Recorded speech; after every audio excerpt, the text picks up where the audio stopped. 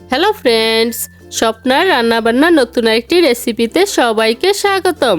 আজকে আমি মজাদার সোহান হালুয়া তৈরি করে দেখাবো। চলুন দেখে নেওয়া যাক আজকের এই মজাদার সোহান হালুয়া তৈরি করার রেসিপি। সোহান হালুয়া তৈরি করার জন্য প্রথমে আমি বাটিতে নিয়ে নিচ্ছি 1 কাপ ময়দা ও 1 কাপ পাউডার মিল্ক।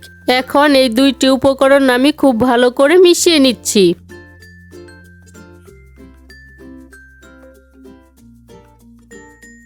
সোহান হালুয়াটা তৈরি করার জন্য এখানে আমি একটি কেকের মোল্ড নিয়েছি। এবার এই মোল্ডের মধ্যে আমি ঘি ব্রাশ করে নিচ্ছি। তবে আপনারা আপনাদের ইচ্ছে মতো যে কোনো মোল্ডই ব্যবহার করতে পারেন।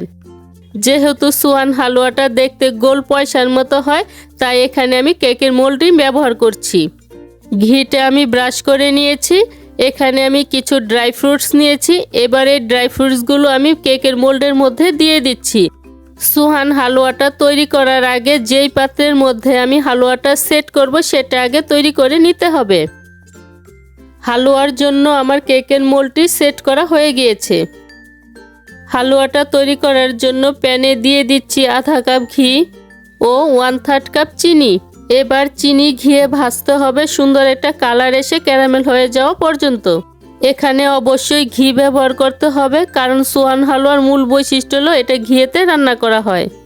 যখন ঘিটা গরম হয়ে যাবে তখন চিনিটা আর বেশি নাড়াচাড়া করা যাবে না, তাহলে এটা দলা বেঁধে যাবে এবং ক্যারামেলটাও সুন্দর হবে না। তবে খেয়াল রাখতে হবে হঠাৎ করে কালার এসে চিনিটা যেন নিচ থেকে পুড়ে না যায়। একবার কালার চলে আসলে এটাকে অনবরত নেড়ে ক্যারামেলটা তৈরি করতে হবে। এই ক্যারামেলের কালারটার উপর নির্ভর করবে আপনার সোহান হালুয়ার কালারটা কেমন হবে।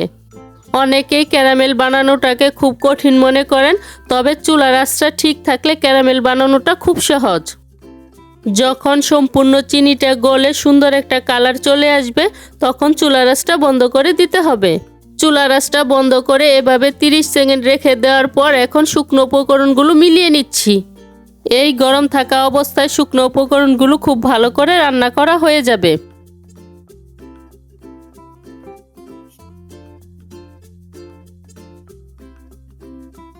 মিলাতে মিলাতে মিশ্রণটা ঠিক এরকম হয়ে যাবে। মিশ্রণটা এখন গরম অবস্থায় আছে। এখন এটাকে তাড়াতাড়ি করে মোল্ডের মধ্যে বসিয়ে দিতে হবে। যদি মোল্ডে সেট করতে করতে হালুয়াটা শক্ত হয়ে যায় তাহলে এটাকে আবার গরম করে নিতে পারবেন।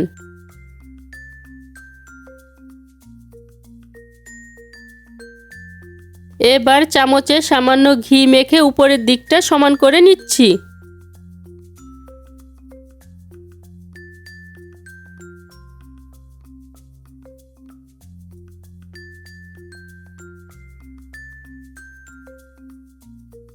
এখন এটাকে আমি এভাবে 30 মিনিটের জন্য রেখে দিব।